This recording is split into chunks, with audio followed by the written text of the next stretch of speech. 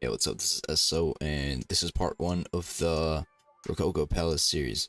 I hope you enjoy seeing my workflow, and I'll briefly explain the work that I do as I go. Alright, so first things first, it's references. We're gonna look at some references, analyze them a little bit, and kind of shape things out in our head.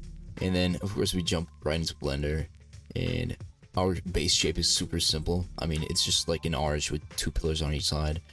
So yeah, it should be very simple to model. And I started off with the bottom of the pillars, and of course that's very simple to do once again because you just have layered extrusions, and then you kind of bevel the edges and stuff of it. So I then start on the base ornaments. This will really bring out your builds if you're doing something like this. Of course, right? So anyways, I start on the sculpting, and I kind of adjust my brush settings. I kind of play with things a little bit to see how it looks. And after I have a final design in my head, I start on that, and it was very simple to do, especially for this kind of design.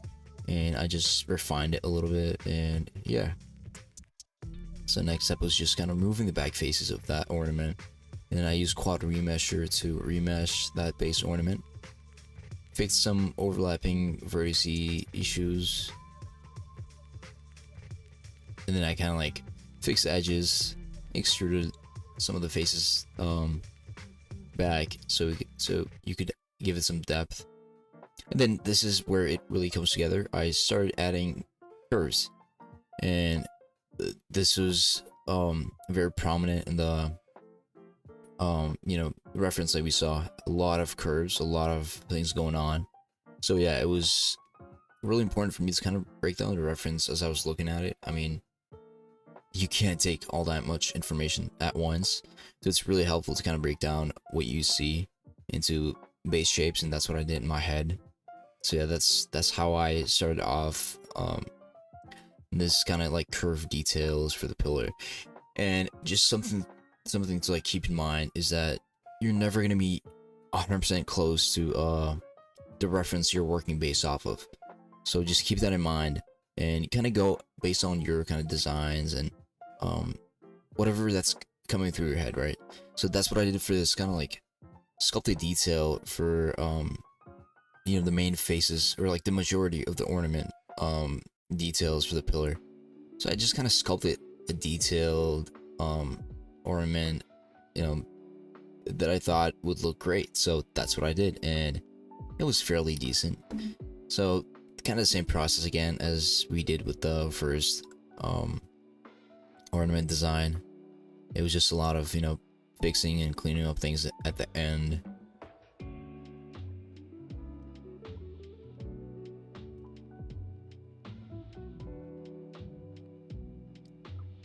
And then I started out on adding more curves, because a lot of curves were prevalent in the reference. And this was kind of like the main thing that we would use to kind of populate details around the ornament designs for the pillar. And I kind of started on this little wall lantern thing. It was pretty easy to do.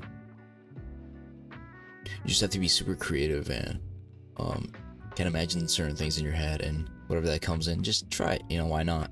So that's what I did, and I just spread around some details here and there. Just having created like that main set of curves at the beginning, it really helped kind of flow ideas in my head. And I just reused some ornaments here and there. That's completely fine. And for the inner arch, I finished up the main ornament designs for that. And here I started on kind of like these chandeliers that I saw on the reference, and I was like, I definitely want to do that.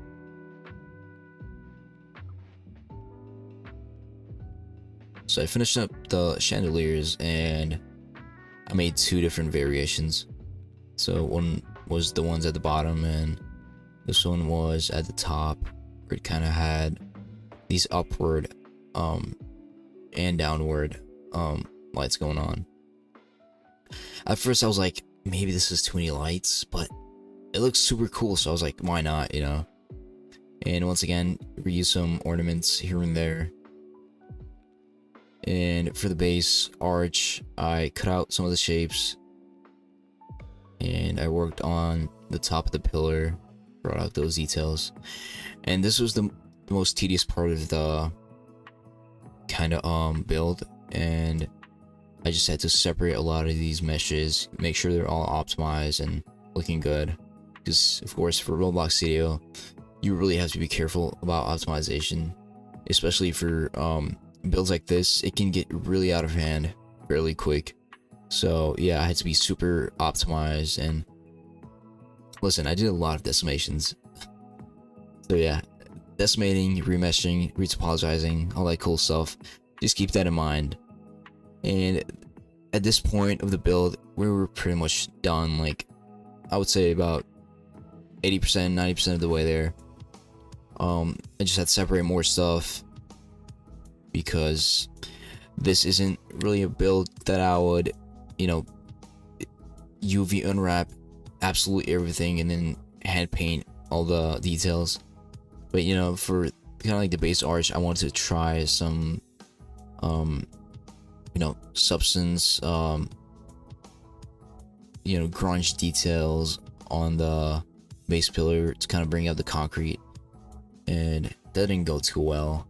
I mean, I was worried it was gonna pop too much, whereas you would have, you know, the gold that's super shiny and polished. So yeah, I kind of gave up on that in the end. I had a lot of versioning issues, importing issues, and that happens fairly often since you know, mesh data doesn't sometimes really translate well with Roblox Studio. So yeah, and I was pretty much done for this part 1. I made this last minute window arch. I lost the file for the other one, which I didn't unfortunately record, but yeah, worked on that, finished that up, imported it again. I imported probably like about 10-12 times. So yeah, and boom. So finished up my design completely, and I kind of added some base materials and everything and finished everything up. But yeah, looked great, and I'm happy with the work so far. I hope you guys enjoyed this project that I just started for this specific video.